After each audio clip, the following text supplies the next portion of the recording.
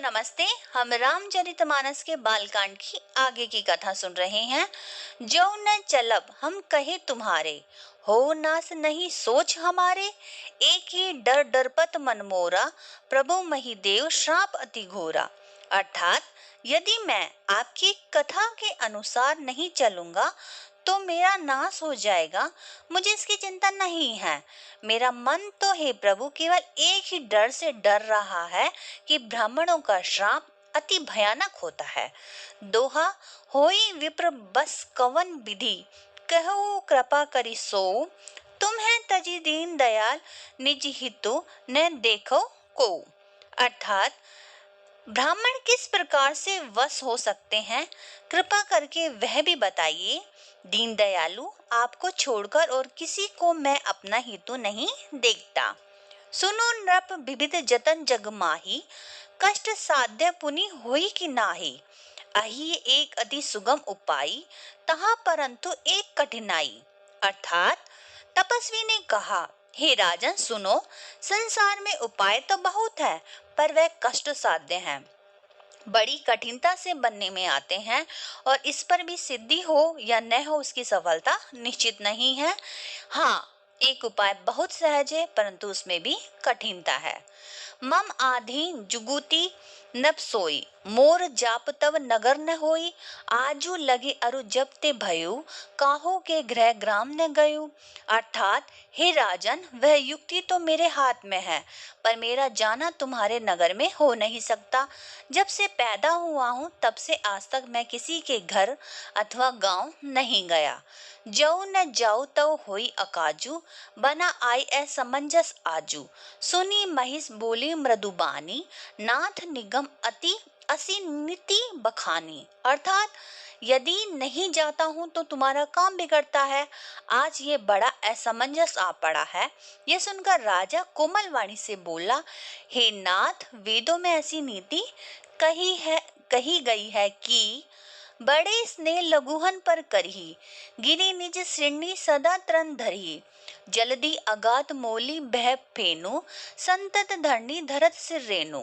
अर्थात बड़े लोग छोटों पर स्नेह करते हैं, पर्वत पर सिंगों पर सदा तृण घास को धारण किए रहते हैं। अगाध समुद्र अपने मस्तक पर फेन को धारण करता है और धरती अपने सिर पर सदा धूलि को धारण किए रहती है। दोहा है, अस कही गहे नरेश पद स्वामी हो कृपाल, कीजिए मोहि लागी दुख सही प्रभु सज्जन दीन दयाल। अर्थात ऐसा कहकर राजा ने मुनि के चरण पकड़ लिए और कहा, हे स्वामी, कृपा आप संत हैं, दीन दयालु हैं, हे प्रभु मेरे लिए इतना कष्ट अवश्य सहिए।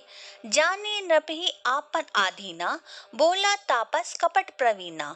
सत्य कहूँ भूपति सुनु तोहि, जग नाहिन दुर्लभ कछु मोहि। अर्थात राजा को अपने अधीन जानकर कपट में प्रवीण तपस्वी बोला, हे राजन सुनो, मैं तुमसे सत्य कहता हूँ, जगत में मुझे कुछ भी दुर्लभ नहीं है। अवसी काज में करी हो तोरा, मन तन बचन भगत ते मोरा। जोग जुगुति तप मंत्र प्रभाव, फलई तभी जब करिए दुराव। अर्थात मैं तुम्हारा काम अवश्य करूंगा क्योंकि तुम मन वाणी और शरीर से मेरे भक्त हो, पर योग युक्ति तप और मंत्र का प्रभाव तभी फलीभूत होता है जब वे छिपा कर किए जाते हैं।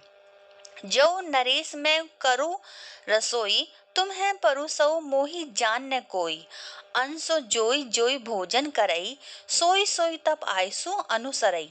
अर्थात हे नरपति, मैं यदि रसोई बनाऊं और तुम उसे परोसो और मुझे कोई जानने न पावे तो उस अन्न को जो जो खाएगा सो सो तुम्हारा आज्ञाकारी बन जाएगा। पुनि तिन्ह के गृह जेवई जो, तव बस होई भूप सुनु सो।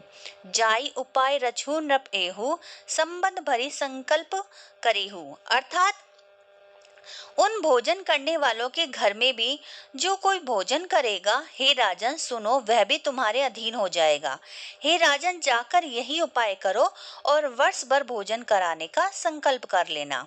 दोहा है, नित नूतन द्विज सहस सत बरेहु सहित परिवार, मैं तुम्हारे संकल्प लगी दिन ही कर भी जीवनार। अर्थात नित्य नए 1 लाख ब्राह्मणों को कुटुंब सहित निमंत्रित करना। मैं तुम्हारे संकल्प के काल में अर्थात 1 वर्ष तक प्रतिदिन भोजन बना दिया करूंगा। एहि विधि भूप कष्ट अति थोरे, होई ही सकल विप्र बस तोरे, करिहि विप्र होम मख सेवा, तेहि प्रसंग सजहि बस देवा। अर्थात हे राजन, इस प्रकार बहुत ही थोड़े परिश्रम से सब ब्राह्मण तुम्हारे वश में हो जाएंगे। ब्राह्मण हवन यज्ञ और सेवा पूजा करेंगे तो उस प्रसंग से देवता भी सहज में वश में हो जाएंगे। और एक तो ही केहू लखाऊ, मैं यही बेस ने आऊ गाऊ, तुम्हारे उपरोहित कहू रहु कहू राया, हरि आनब मैं करी निज माया। अर्थात मैं एक और पहचान तुमको बताए देता हूँ कि मैं इस रूप में कभी न आऊंगा। हे राजन, ने अपनी माया से तुम्हारे पुरोहित को हर लाऊंगा। तप बल तेहि करी आपु समाना, रखी हो इहा बरस परवाना, मैं धरी तासु बेसु सुनु राजा, सब विधि तोड़ संवारब काजा। अर्थात तप के बल से उसे अपने समान बनाकर 1 वर्ष तक यहीं रखूंगा। और हे राजन सुनो, मैं उसका रूप बनाकर सब प्रकार तुम्हारा काम सिद्ध करूंगा। गे निसी बहुत सयन अब कीजे, मोहि तोई भूप भेंट दिन दीजे, मैं तप बल तो ही तुरंग समेता, पहुंचाई हो सोहती निकेता। अर्थात हे राजन, रात बहुत बीत गई, अब सो जाओ। आज से तीसरे दिन मुझसे तुम्हारी भेंट होगी। तब के बल से मैं घोड़े सहित तुमको सोते ही में घर पहुंचा दूंगा। दोहा है, मैं आउप सोई वेसु धरी पहचानू तब मोही, जब एकांत बोलाई सब कथा सुनाओ तो ही। अर्थात मैं वही पुरोहित का वेश धर के आऊंगा, जब एकांत में तुमको बुलाकर सब कथा सुनाऊंगा, तब तुम मुझे पहचान लेना। शयन कीने नृप आयसु मानी, आसन जाई बैठ छल ज्ञानी, श्रमित भूप निद्रा अति आई, सो किमि सो सोच अधिकाई। अर्थात राजा ने आज्ञा मानकर शयन किया और वह कपट ज्ञानी आसन पर जा बैठा। राजा थका था, उसे खूब गहरी नींद आ गई, पर वह कपटी कैसे सोता, उसे तो बहुत चिंता हो रही थी। काल केतु निसीचर तो आवा, जही सुकर होई नृप ही भुलावा, परम मित्र तापस नभ केरा, जानई सो अति कपट घनेरा। अर्थात उसी समय वहां काल केतु राक्षस आया, जिसने सुअर बनकर राजा को भटकाया था। वह तपस्वी राजा का बड़ा मित्र था और खूब छल प्रपंच जानता था। तेही के सतसुत अरु 10 भाई, खल अति अजय देव दुखदाई, प्रथमी भूप समर सब मोरे, विप्र संत सुर देखी दुहारे।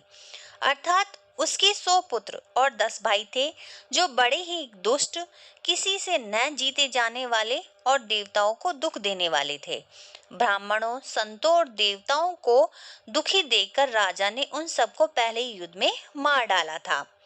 तेही कल पाछिल बैरु संभारा, तापस न मिले मंत्र बिचारा, जेहि रिपु छह सोई रचन ही उपाऊ, भावी बस ने जान कछुराऊ। अर्थात उस दुष्ट ने पिछला वैर याद करके तपस्वी राजा से मिलकर सलाह विचारी, षड्यंत्र किया और जिस प्रकार शत्रु का नाश हो वही उपाय रचा। भावी वंश राजा प्रताप भानु कुछ भी न समझ सका। दोहा है, रिपु तेजसी अकेल, अपि लघु करी गनिय न ताहू, अजहु देत दुख रवि ससीहि, सिर अवशेषित राहु। अर्थात तेजस्वी शत्रु अकेला भी हो तो भी उसे छोटा नहीं समझना चाहिए। जिसका सिर मात्र बचा था, वह राहु आज तक सूर्य चंद्रमा को दुख देता है। तापस नभ निज सखी निहारी, हर्षी मिलऊ उठी भयु सुखारी, मित्र ही कही सब कथा सुनाई, जातु दान बोला सुख पाई। अर्थात तपस्वी राजा अपने मित्र को देख खुश होकर उठा, मिला और सुखी हुआ। उसने मित्र को सब कथा सुनाई।